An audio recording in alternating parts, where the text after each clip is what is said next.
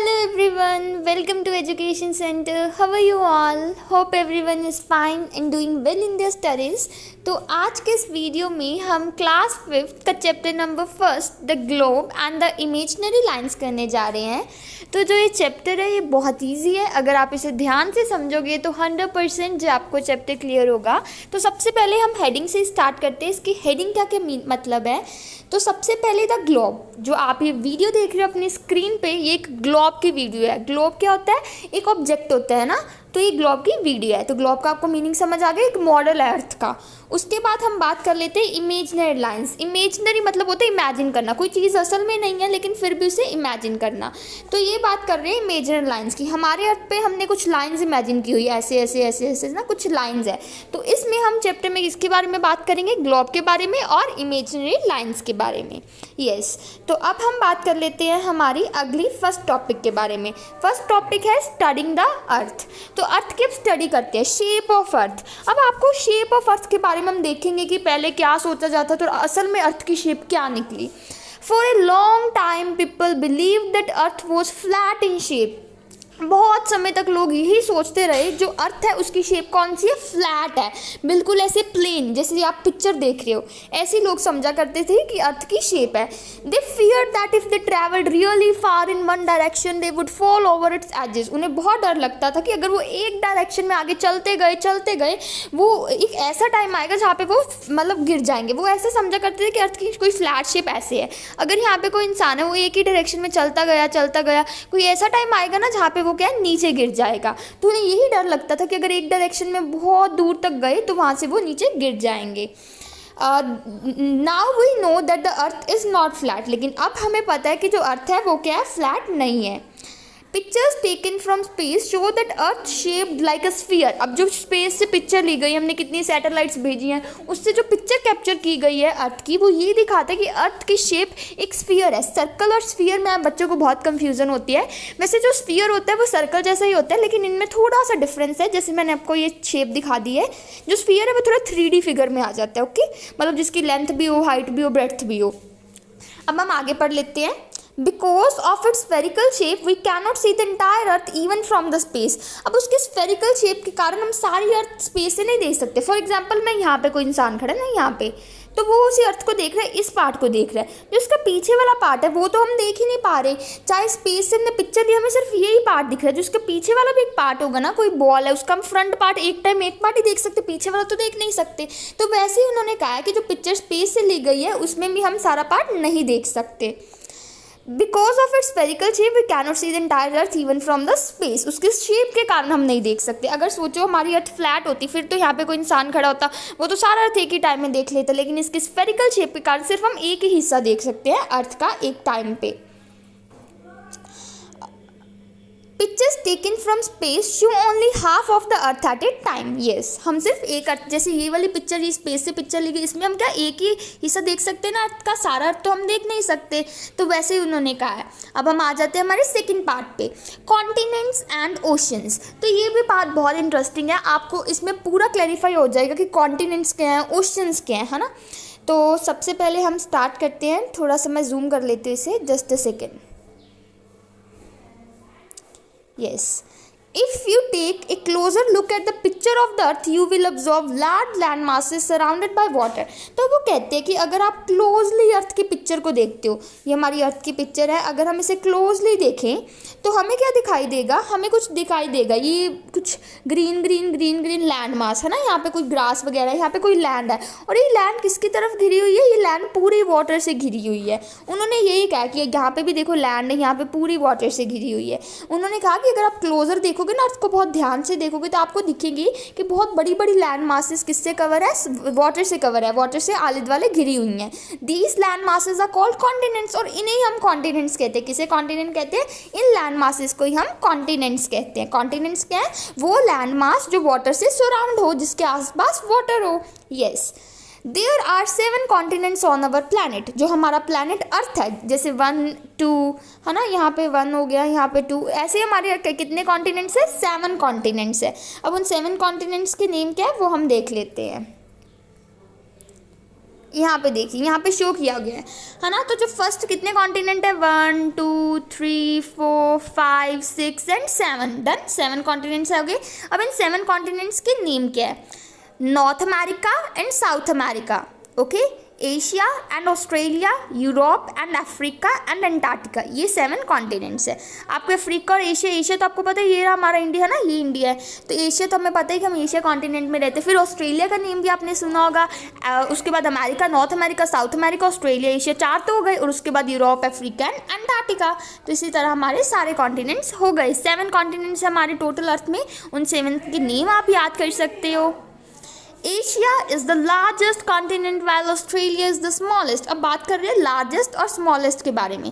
तो यहाँ पे पिक्चर में ध्यान सा देखिए, जो ये हमें सबसे बड़ा कौन सा दिख रहा है, एक अफ्रीका सबसे बड़ा दिख रहा है और एक एशिया सबसे बड़ा दिख रहा है। तो अब इसमें देखिए एशिया ज़्यादा बड़ा है कि अफ्रीका, ऑफकोर्स एशिया ज़्यादा बड़ा है। तो सबसे लार्जेस्ट कॉन्टिनेंट कौन सा हमारा, एशिया सबसे लार्जेस्ट कॉन्टिनेंट है। और छोटा देखिए, अंटार्कटिका एक छोटा थोड़ा सा, और एक ऑस्ट्रेलिया छोटा, लेकिन ऑस्ट्रेलिया अंटार्कटिका से ज़्यादा छोटा है। तो सबसे छोटा कॉन्टिनेंट कौन सा, ऑस्ट्रेलिया सबसे छोटा, ऑस्ट्रेलिया सबसे बड़ा, एशिया।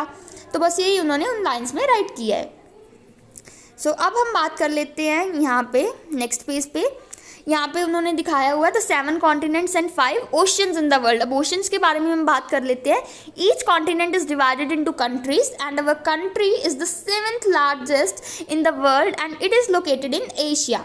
तो अब उन्होंने कहा गया है कि जो कॉन्टिनेंट है उसे किस में डिवाइड किया जाता है, उसे कंट्रीज में डिवाइड किया जाता है। फॉर एग्जाम्पल एशिया, एशिया में इंडिया है, चाइना है, जापान है ना।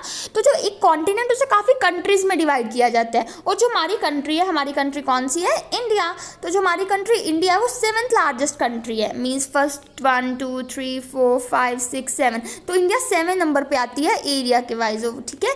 तो इंडिया 7th लार्जेस्ट कंट्री है। इंडिया कौन सी लार्जेस्ट कंट्री है, 7th लार्जेस्ट कंट्री। और इंडिया कहाँ पे लोकेटेड है, अभी मैंने आपको बताया था इंडिया कहाँ पे लोकेटेड है। इंडिया यहाँ पे एशिया में लोकेटेड है। ये इंडिया की शेप, इंडिया की शेप कुछ ऐसी है ना, ऐसी। तो यहाँ पे इंडिया लोकेटेड है। अब बात कर लेते हैं वाटर बॉडीज की।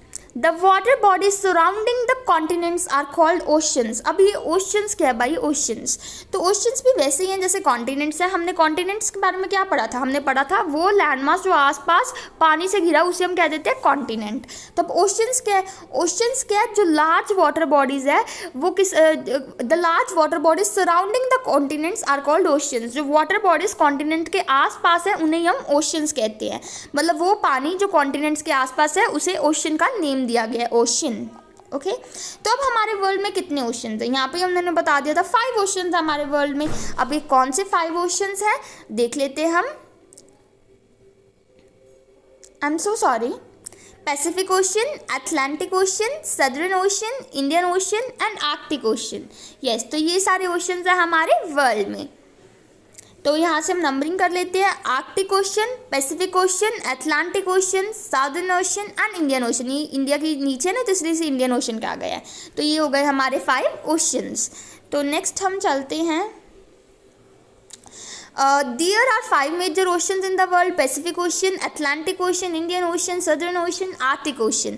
The Pacific Ocean is the largest and the deepest ocean, while Arctic Ocean is the smallest ocean. अब यहाँ पे भी वैसे ही किया गया है।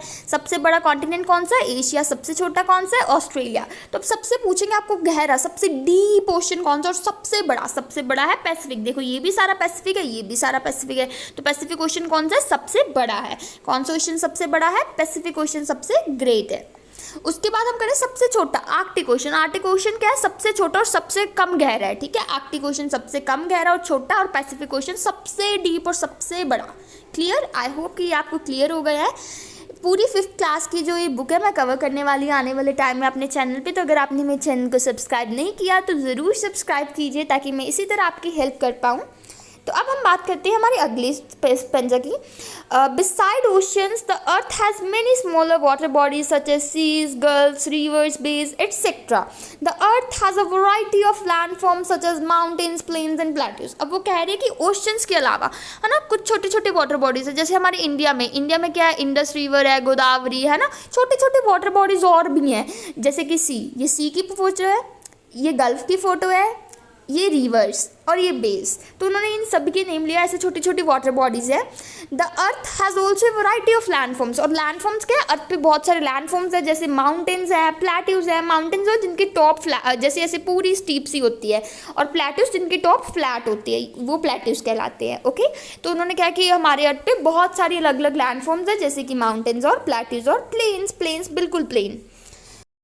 In order to see the distribution of continents and oceans on the earth, we take the help of globes and maps, and we will study about the maps in next chapter.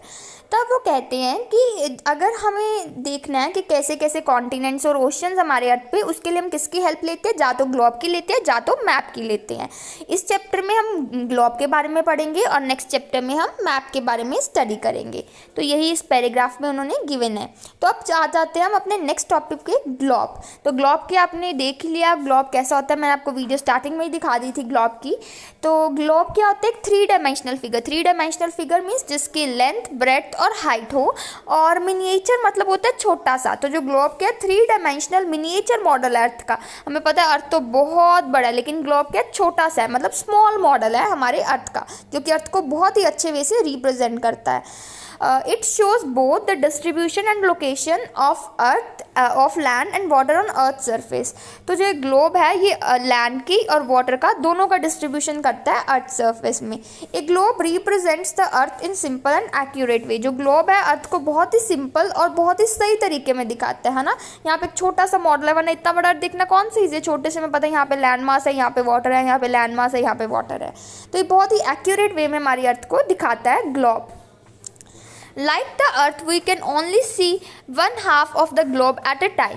जैसे कि अर्थ को है ना, हम अर्थ का सिर्फ एक ही part देख सकते हैं ना एक समय। जैसे ये यहाँ पे अर्थ है, यहाँ पे अर्थ है, तो हम यही पार्ट देख सकते हैं, इसके पीछे वाला पार्ट तो हम देख ही नहीं सकते। तो जैसे हम अर्थ को, वैसे हम ग्लोब का एक ही हिस्सा देख सकते हैं एक समय पे, हम पूरा हिस्सा नहीं देख सकते। एक globe is not fixed. Globe नहीं, ये नहीं है कि फिक्स है, ये रोटेट करेगा। मैंने आपको पिक्चर में भी दिखाया था वो कैसे घूम रहा था ना। Globe is not fixed, it can be rotated और turned just like earth spin on its axis.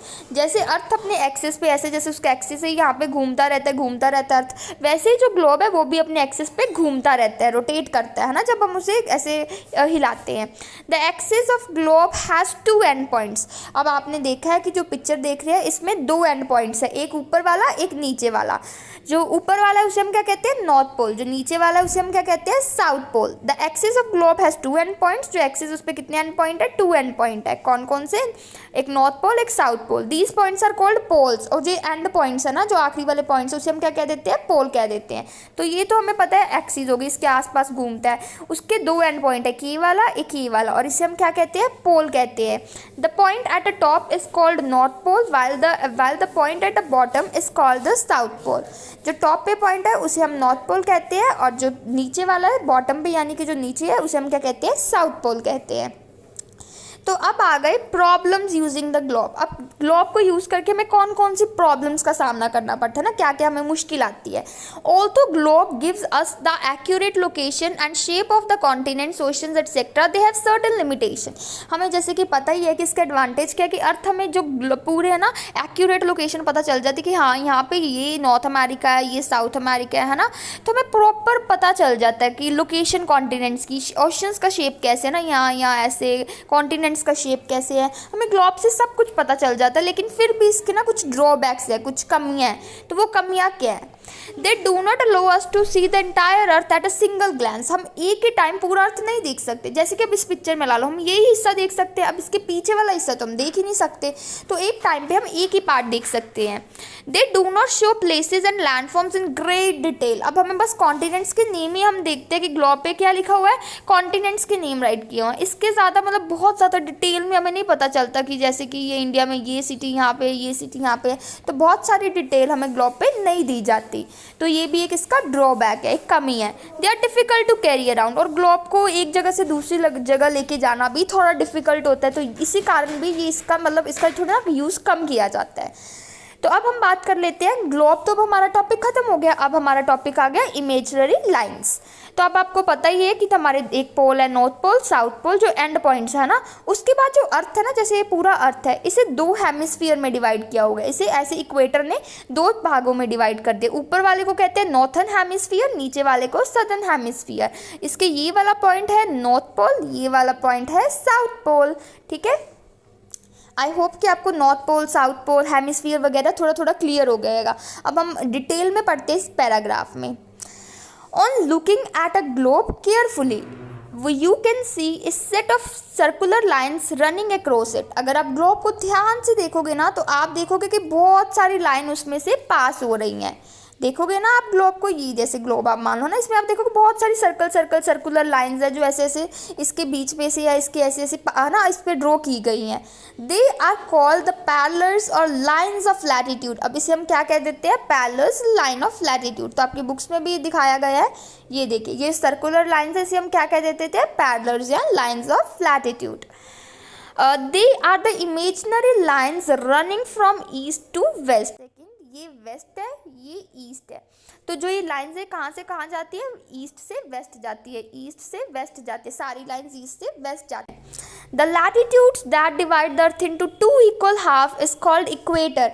अब जो अर्थ को 2 हिस्सों में बांटता है उसे हम क्या कह देते हैं? इक्वेटर कह देते हैं। जैसे आपने ये भी पिक्चर देखी है, ये अर्थ को 2 हिस्सों में बांट रहा है, ये इक्वेटर है, ये नॉर्थन हेमिस्फीयर, ये southern hemisphere. Okay, the longest equator is the longest parallel. सबसे बड़ी पैरेलल कौन सी? जैसे देखो ये अर्थ है ना, जो ये बीच में है, जो अर्थ को 2 हिस्सों में, वो क्या सबसे बड़ा है। तो ये इक्वेटर लाइन है जो पैरेलल है, ये क्या सबसे बड़ी है। The part of the earth which lies to the north of the equator is called northern hemisphere, then the one lying to the south is called the southern hemisphere। अब उन्होंने कहा है जो इक्वेटर के नॉर्थ की तरफ, ये north direction है, साउथ डायरेक्शन, जो इक्वेटर के नॉर्थ की तरफ है उसे हम नॉर्थन हेमिस्फीयर कह देते हैं। जो इक्वेटर के साउथ की तरफ है, ये वाला, उसे हम सदर्न हेमिस्फीयर कह देते हैं। ये तो मैंने आपको बहुत बारी बता दिया, right. Hence these are imaginary lines and we can draw parallels of latitude anywhere between 0 degree to 90 degree in either hemisphere। तो अब जो ये इक्वेटर, जो ये अर्थ है ना, इस पे इमेजिनरी लाइंस ड्रॉ किया। मतलब ये लाइंस ऐसे असल में थोड़ी कि ऐसे ऐसे अर्थ पे, ये तो हमने अपनी अंडरस्टैंडिंग के लिए ड्रॉ किया ना, कि ताकि कॉन्टिनेंट्स की लोकेशन आसान सी हो जाए। हाँ, कि यहाँ से यहाँ तक जैसे 60 डिग्री से लेके 20 डिग्री में है, ऐसे ऐसे हम ना इसकी लोकेशन, तो ही तो ये बनाई गई है लाइन्स। तो जो देखो, अब जो हमारा अर्थ है उसे इक्वेटर ने 2 हाफ्स में डिवाइड किया गया है। तो ये वाला 0 डिग्री, ये 0 डिग्री, ये है 90 डिग्री। तो हम 0 डिग्री में, 90 डिग्री में ऐसे बहुत सारी लाइंस ऐसे ऐसे करके ड्रॉ कर सकते हैं। एक हाफ में हम 0 डिग्री से लेके 90 डिग्री तक बहुत सारी लाइंस ड्रॉ कर सकते हैं। So if we draw parallels of latitude at 0 degree interval, there are 181 lines, 19 northern hemisphere and 19 southern hemisphere and 1 at 0 degree. तो अब ये थोड़ा सा मतलब थ्योरी सी वाली क्वेश्चन है जिसे आपको समझने की ज़रूरत है। तो अब वो क्या कहते हैं? वो कहते हैं कि अगर हमने हमारी अर्थ पे देखा, एक इक्वेटर है, तो अगर हम यहाँ पे देखो, यहाँ पे ऐसे मैंने बना दी एक लाइन, राइट। फिर यहाँ पे मैंने 1 डिग्री का डिस्टेंस छोड़ के फिर मैंने एक लाइन बना दी, फिर मैंने 1 डिग्री का डिस्टेंस छोड़ के फिर मैंने एक लाइन बना दी, फिर 1 डिग्री, फिर डिस्टेंस, है ना। ऐसे करके मुझे ये नॉर्थन हेमिस्फीयर है, इसमें मुझे कितनी लाइंस मिल जाएंगी? इसमें मुझे 90 लाइंस मिल जाएंगी अगर मैं ऐसे ही ड्रॉ करती गई। तो फिर आ जाओ अपनी सदर्न हेमिस्फीयर, यहाँ पे फिर इक्वेटर आ गया 0 डिग्री और यहाँ पे 90 डिग्री। तो फिर ऐसे ऐसे करके मैं एक डिग्री छोड़ती गई, बीच में मुझे यहाँ पे भी 90 लाइन्स मिल जाएंगी। तो अगर यहाँ पे मुझे इस पूरे पोर्शन में 90 मिली, इस पूरे पोर्शन में 90 मिली, तो एक इक्वेटर, ये 90 + 90 180 हो गया, और एक इक्वेटर वाली लाइन मिला के 181। तो हमारे पास कितनी टोटल पैरेलल्स ऑफ लैटिट्यूड हो गई? 181 हमारे पास टोटल हो गया। आई होप कि ये तो मैंने बहुत ईजी समझाने की कोशिश की, आपको हो गया। एक बार फिर हम पढ़ लेते हैं इसे। So if you draw parallels of latitude at 1 degree interval, there will be 881 lines, 19 northern hemisphere, 19 southern hemisphere and 1 at equator. I hope कि ये क्लैरिफाई हो गया होगा। सब बात कर लेते हैं हम features of parallels of latitude. तब इसके फीचर्स क्या है ना, इसके इंपॉर्टेंस क्या है, इसके कुछ एडवांटेजेस टाइप हम कह सकते हैं, इसके क्या है। The parallels of latitude are complete circles except the north and south pole which are points। अब वो कहते हैं कि जो आप देखोगे इस हमारे अर्थ को तो एक कंप्लीट सर्कल है, जो पैरेलल्स ऑफ लैटिट्यूड देख रहे हैं कंप्लीट सर्कल है, आपको दिखाई दे रहा होगा यहाँ पे ये वाला सर्कल आप देखिए ना, ये कंप्लीट सर्कल बने थे ऐसे ऐसे ऐसे ऐसे ऐसे ऐसे अर्थ पे कंप्लीट सर्कल की तरह बने हुए जो पैरेलल्स ऑफ हमारे लैटिट्यूड है। लेकिन जो नॉर्थ और साउथ पोल की बात करें तो वो यहाँ पे जैसे हमने यहाँ पे ड्रॉ करी एक ऐसे छोटी ऐसे बड़ी बड़ी बड़ी बड़ी थी ना, जब हम नीचे आएंगे तो एक छोटा सा डॉट की फॉर्म में हमें पास आ जाते हैं जिसे हम नॉर्थ पोल और साउथ पोल नाम दे देते हैं, एंड पॉइंट्स है जो पैरेलल्स ऑफ लैटिट्यूड के। The length of parallels decrease as you move away from equator towards the pole। जैसे हमारा अर्थ है ये इक्वेटर है, जैसे जैसे आप इक्वेटर से ऊपर जाते जाओगे तो जो लेंथ है इनकी वो क्या डिक्रीज होगी, अंत में क्या पोल पे एक पॉइंट की फॉर्म में आपको मिल जाएंगी ये lines. Parallels are located at equal distance from each other, they do not touch or cut one another। अब हमने पढ़ा था कि इनमें कितना डिस्टेंस है, 1 डिग्री का डिस्टेंस है, तो एक दूसरे से इक्वल डिस्टेंस पे है और एक दूसरे को ऐसे कट वट नहीं करते कि जैसे यहाँ पे ऐसे कट हो गया, ऐसे एक दूसरे को कट नहीं करते। ओके, हमने 3 फीचर्स तो कर लिए। फर्स्ट फीचर क्या किया है कि जो ये कंप्लीट सर्कल्स है और नॉर्थ पोल और साउथ पोल एक डॉट की फॉर्म में है। फिर हमने ये किया कि जैसे जैसे आप इक्वेटर से ऊपर जाओगे जो इनकी लेंथ है वो डिक्रीज होगी ना, छोटी होती जाएंगी।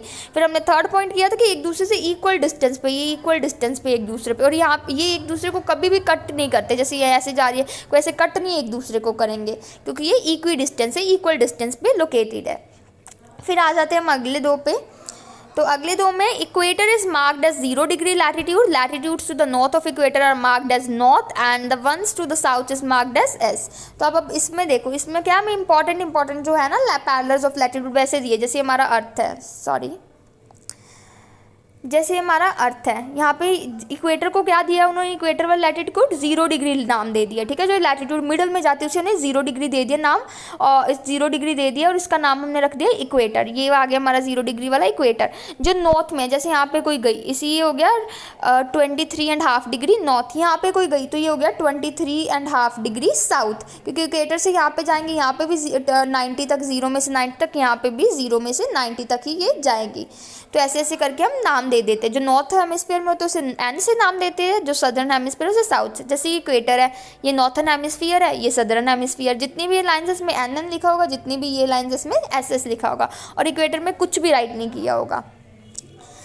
The North Pole and the South Pole are marked as 90 degree north and 90 degree south respectively. Other latitudes are marked between 0 to 90 degree. अब जो ये नॉर्थ पोल है, ये वाला पोल है, इसे क्या लिखा हुआ है 90 डिग्री नॉर्थ लिखा हुआ है, और जो ये साउथ पोल है इसे क्या लिखा हुआ है 90 डिग्री साउथ लिखा हुआ है। ये डॉट्स है दोनों पर साइड। तो जो दूसरी लाइन्स है वो मैंने आपको बताई दी, और एन से और एस से उन्हें मार्क किया गया, और वो जैसे यहाँ पे 23, 60 है ना, 66, यहाँ पे कहीं 60 होगा, यहाँ पे कहीं 50 होगा, ऐसे ऐसे करके उन्हें मार्क किया गया 90, 0 से 90 डिग्री के बीच में। 90 से ही बाद कोई नहीं होगा 91 डिग्री साउथ ही, ऐसा कुछ भी नहीं होगा, ठीक है। इनमें बीच में ही लाई करेंगे कहीं जो जितनी भी लाइन्स है। Some important parallels of latitude आ रही है, यहाँ पे कुछ इंपॉर्टेंट दी गए हैं, और इसके लिए हम डायग्राम में देख लेते हैं, इससे इजीली समझ आ जाएगा। ट्रॉपिक ऑफ कैंसर, तो जो लाइन हमारे अर्थ में से पास करी है इक्वेटर के थोड़ा सा ऊपर 23.5 डिग्री नॉर्थ में, इसे नाम दिया हमने ट्रॉपिक ऑफ कैंसर। जो नीचे है ट्रॉपिक ऑफ कैप्रिकॉर्न, ये है 23.5 डिग्री साउथ में। फिर एक छोटी सी और लाइन जो हमारे साउथ पोल के बिल्कुल, जो डॉट के बिल्कुल पास, ये वाली लाइन, उसे हमने कहा हुआ है अंटार्कटिक सर्कल। क्या नाम उसके दिया हमने, अंटार्कटिक सर्कल। तो ये किस पे है 66.5 डिग्री साउथ पे। जो ऊपर वाली है वो आर्कटिक सर्कल, क्योंकि आपने पता है यहाँ पे आर्कटिक ओशन है, यहाँ पे अंटार्कटिक ओशन, तो ऊपर वाली लाइन को हमने नाम दिया है आर्कटिक सर्कल, नीचे वाली लाइन को दिया हमने अंटार्कटिक सर्कल। आई होप कि ये क्लियर है आपको कंसेप्ट। एक बार फिर हम अर्थ की पिक्चर में देख लेते हैं, ज़्यादा क्लियर हो जाएगा। ये आपको पता है नॉर्थ पोल है, ये आपको पता है साउथ पोल है। जस्ट ए सेकेंड में इसकी थोड़ा लेंथ कम कर लेती हूँ। ये आपको पता है नॉर्थ पोल है, ये साउथ पोल है। जो ये लाइन है ये क्या अंटार्कटिक सर्कल, इसकी कितनी मेजरमेंट है, इसकी है 66.5 डिग्री साउथ। तो जो ये लाइन है, ये लाइन क्या है 66.5 डिग्री नॉर्थ। ये कौन सा है आर्कटिक सर्कल। ये क्या ट्रॉपिक ऑफ कैंसर, ये है ट्रॉपिक ऑफ कैप्रिकॉर्न। तो ऐसे आपको ये याद रखना है। आई होप कि आपको 4 इंपॉर्टेंट लाइन्स तो पता चल गई हो, tropic of cancer, capricorn, arctic circle and antarctic circle. Did you know भी हम चैप्टर के इसमें डिस्कस करेंगे। डिड यू नो बहुत ज़्यादा इंपॉर्टेंट है एग्जामिनेशन पॉइंट ऑफ व्यू से, ये बहुत इंपॉर्टेंट इनसेट क्वेश्चंस यहीं से ही फ्रेम होते हैं, तो आप ये बिल्कुल स्किप मत कीजिए। तो अब आ जाते हैं मेरिडियंस ऑफ लैटिट्यूड। तो जैसे कि हमने लॉन्गिट्यूड हमने पढ़ा कि लैटिट्यूड एक ऐसे ऐसे करके कंप्लीट सर्कल बनाए गए, एक ऐसे ऐसे करके भी बनाए गए हैं। यस, हमने पहले कौन से किए थे, हमने जो किए थे जो ईस्ट से वेस्ट जा रहे हैं, अब हम करेंगे जो यहाँ से यहाँ जा रहे हैं, मतलब नॉर्थ एंड साउथ की तरफ जा रहे हैं, अब हम वो स्टडी करेंगे। जस्ट ए सेकेंड, मैं थोड़ी पेन की विथ बता दूँ। Yes, okay. तो अब हम बात कर लेते हैं मेरिडियंस ऑफ लैटिट्यूड के बारे में। Did you observe some lines running from north to south on the globe? अब आपने ये तो लाइंस देख ली होंगी कि कुछ लाइंस ऐसे जा रही हैं ग्लोब पे, राइट, ऐसे जा रही हैं। अब आपने ये भी देखा होगा कि कुछ लाइंस ऐसे भी ग्लोब पे जा रही हैं, ऐसे सीधी सीधी भी जा रही है, अगर ऐसे ऐसे जा रही हैं तो सीधी सीधी भी जा रही हैं। तो उन्होंने वही पूछा कि आपने ऐसे ऑब्जर्व किया है, हमने ऑब्जर्व किया है ऐसी लाइन्स, अभी तो हम देख रही हैं। These imaginary lines are called the meridians और द लाइन्स ऑफ लॉन्गिट्यूड। तो ये वाली लाइंस को हम क्या कह देते हैं, लॉन्गिट्यूड कह देते हैं या मैरिडियंस कह देते हैं, लाइंस ऑफ लॉन्गिट्यूड या मैरिडियंस। तो उन्हें हम क्या कहते थे, पैरेलल्स कहते थे, द लाइंस ऑफ लैटिट्यूड कहते थे। तो आप यहीं देख लो, जो ऐसे ऐसे लॉन्ग लॉन्ग लॉन्ग इसे लॉन्गिट्यूड कहते हैं, जो ऐसे ऐसे इसे कहते हैं लैटिट्यूड, इसे पैरेलल भी कह देते हैं। ऐसे कहते हैं ना, ये एक दूसरे के पैरेलल है, मतलब एक दूसरे को कट नहीं कर रही, तो इसे हम कहेंगे पैरेलल्स या लैटिट्यूड, इसे कहेंगे लॉन्गिट्यूड या मैरिडियन। आई होप कि आपको थोड़ा सा क्लियर हो गया हो। अब बात कर लेते हैं हम पैराग्राफ की थ्योरी की। Meridians can be drawn anywhere between 0 degree to 180 degree. अब जो मैरिडियंस है कहाँ से कहाँ तक ड्रॉ किए जा सकते हैं, 0 डिग्री से लेके 180 डिग्री तक, वो कहीं पे भी ड्रॉ किए जा सकते हैं। जैसे कि उन्होंने इस पिक्चर में ही शो किया हुआ है, यहाँ पे कहाँ से कहाँ तक जो उन्होंने ड्रॉ किया हुआ है, 0 डिग्री से 180 डिग्री तक, ये कहीं भी ड्रॉ किए जा सकते हैं। ये 0 डिग्री है, ये वाला 180 डिग्री, तो यहाँ से हम कहीं भी इसे ड्रॉ कर सकते हैं।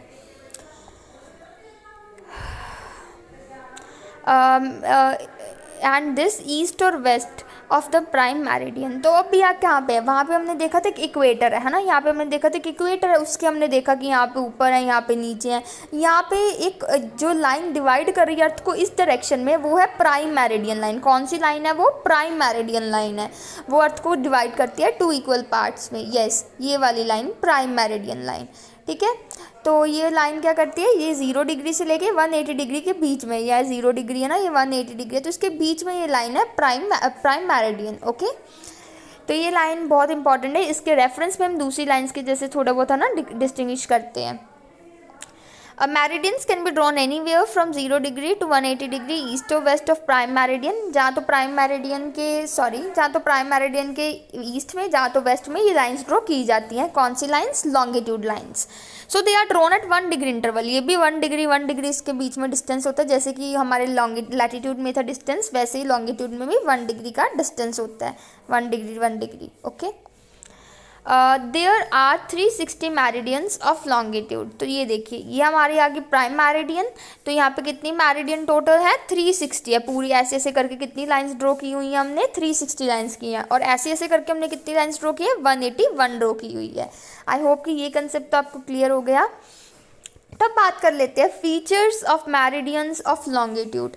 तो फीचर्स क्या है ना, जो लॉन्गिट्यूड है उसकी इंपॉर्टेंस फीचर क्या है वो हम देख लेते हैं। ये भी आपको 4 मार्क्स का क्वेश्चन आ सकता है कि name any 4 features of meridians of longitude या 4 features of meridians of latitude.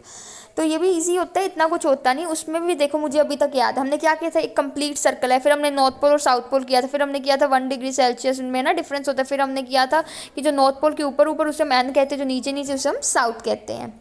ठीक है, तो ये भी हमने किया था। अगर आपको मेरे बोलने की स्पीड थोड़ी फास्ट लग रही है तो आप वीडियो को स्लो करके सुन सकते हैं। Okay, the meridians are of same length. जो मैरिडियन है बिल्कुल सेम लेंथ के होते हैं। यहाँ पे हमने देखा था ना कि लेंथ डिक्रीज होती है, छोटी होती जाती है, लेकिन यहाँ पे तो अर्थ ये वाला सेम ही है। तो ये क्या, सारे सेम लेंथ की होती हैं, ये सारी क्या है, सेम लेंथ की होती हैं।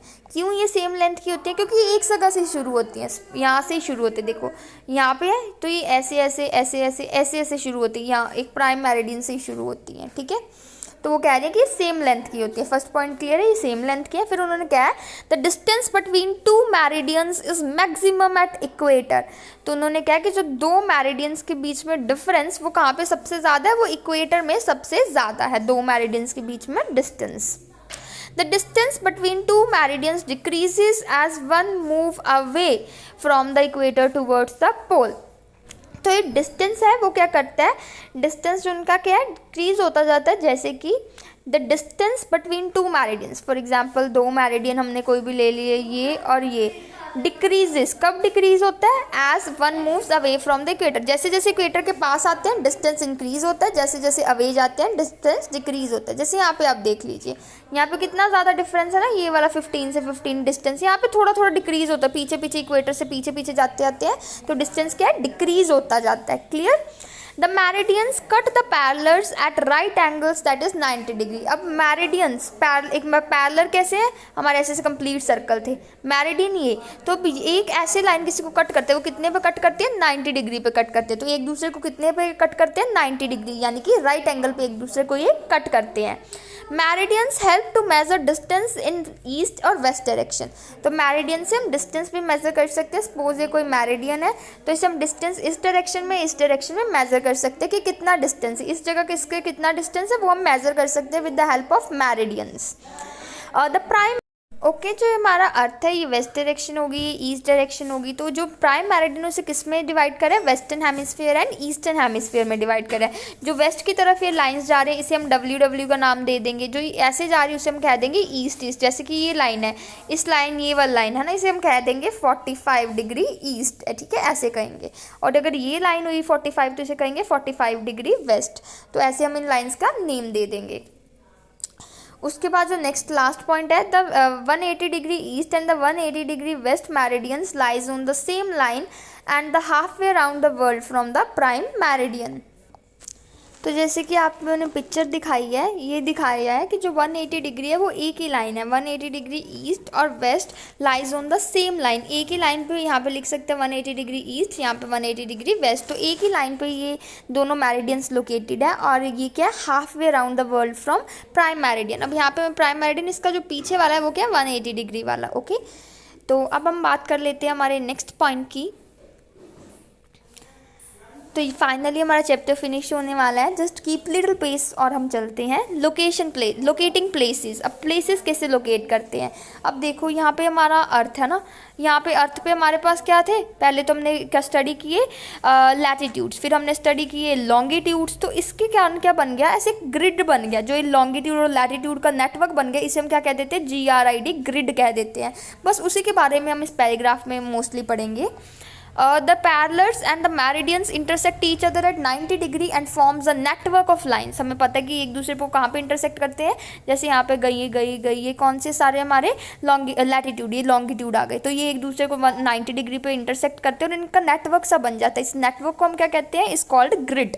इस नेटवर्क को हम ग्रिड कहते हैं। जैसे कि इन्होंने पिक्चर में भी कितना क्लियरली शो किया है कि लॉन्गिट्यूड्स और लैटिट्यूड्स को जब हम मिक्स करते हैं, लॉन्गिट्यूड और लैटिट्यूड को मिक्स करते हैं तो वो क्या बना देता है? ग्रिड बना देते हैं। ये देखो 180 डिग्री वाली लाइन, ये दोनों सेम पे लाई करते हैं। आपने देखा ना प्राइम मेरिडियन जहाँ पे राइट किया हुआ है और वहाँ पे उन्होंने रेड सा किया हुआ है, ध्यान से देखिए। तो ये क्या हमारी वो 180 डिग्री वाली लाइन, वो एक ही 180 डिग्री ईस्ट और वेस्ट एक ही लाइन पे लाई करते हैं।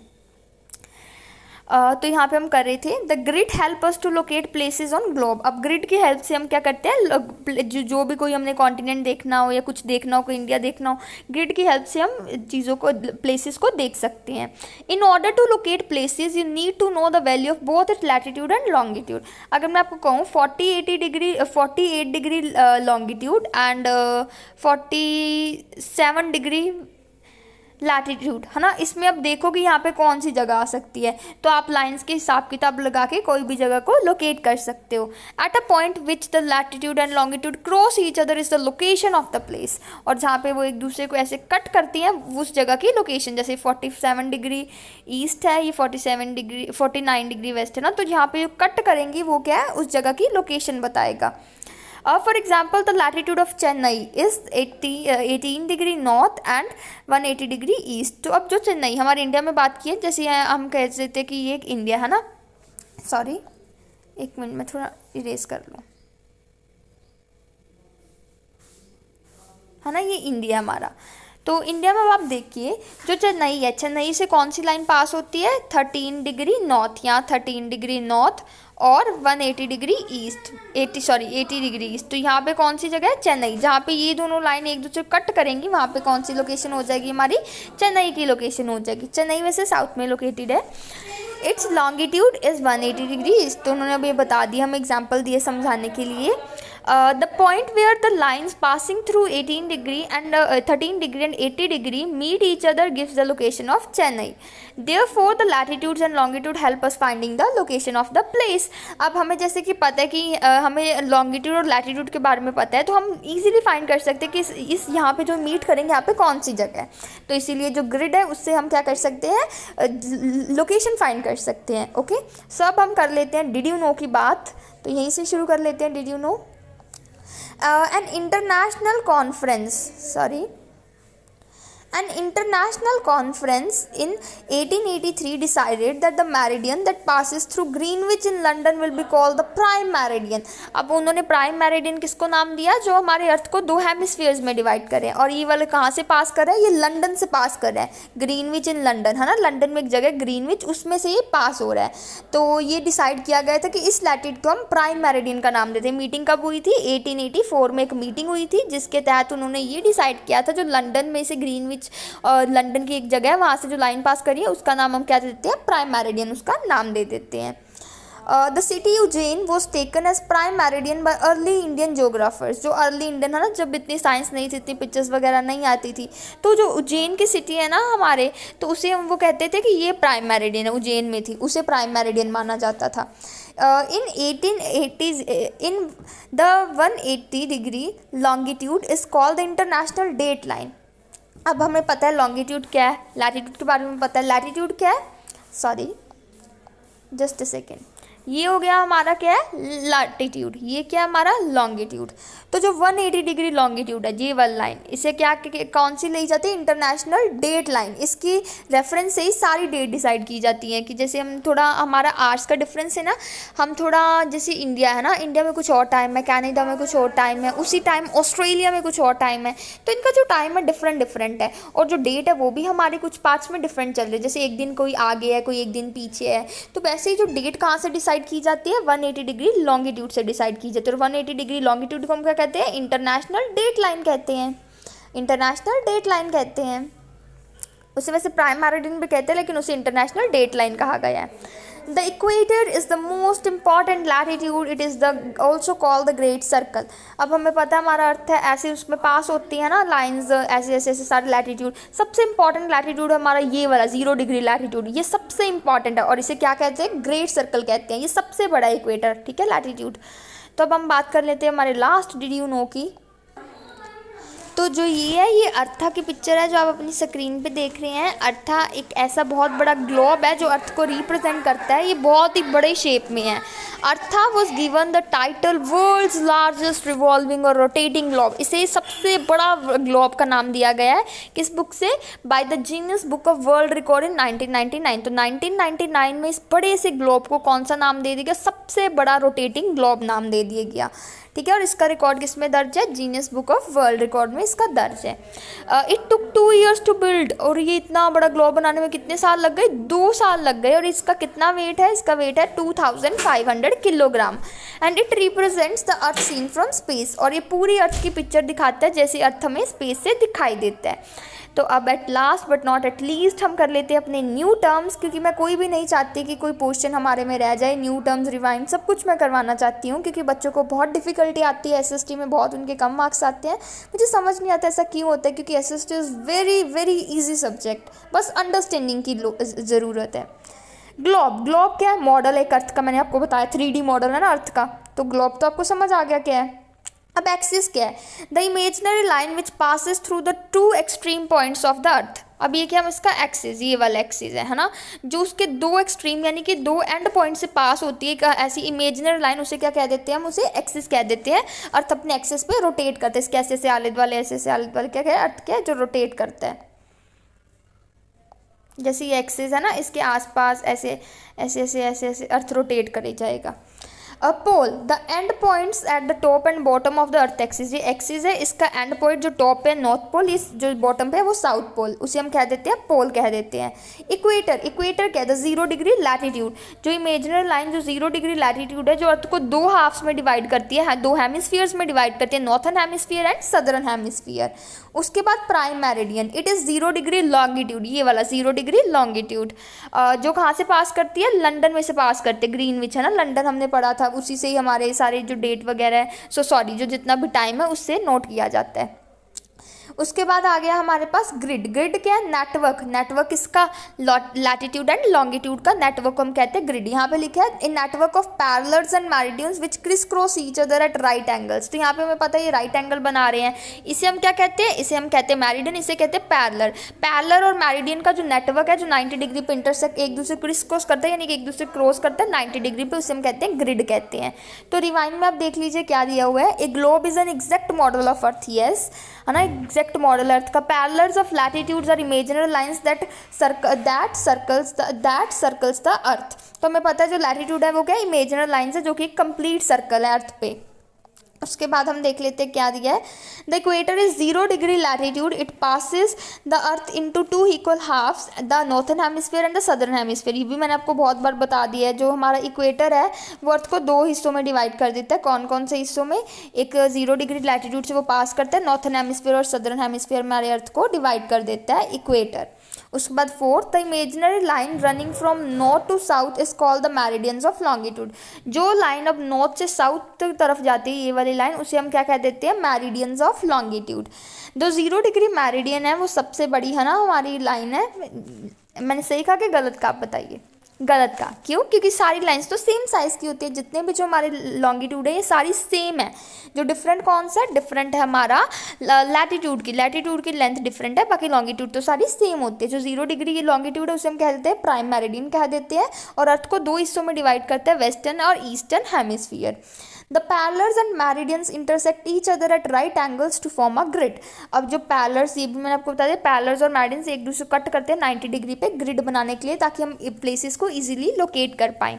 आई होप कि आपको ये वीडियो क्लियर होगी। मुझे बहुत ही मेहनत लगी इस चैप्टर को कवर करने में, और आपकी बहुत डिमांड के बाद मैंने एसएसटी स्टार्ट की है। आई होप कि आप मेरी वीडियोस को पसंद करोगे और मेरे चैनल को लाइक और सब्सक्राइब करना नहीं भूलोगे, और कमेंट करके आप मुझे ज़रूर बताओगे कि आपको मेरी वीडियोस कैसी लगी।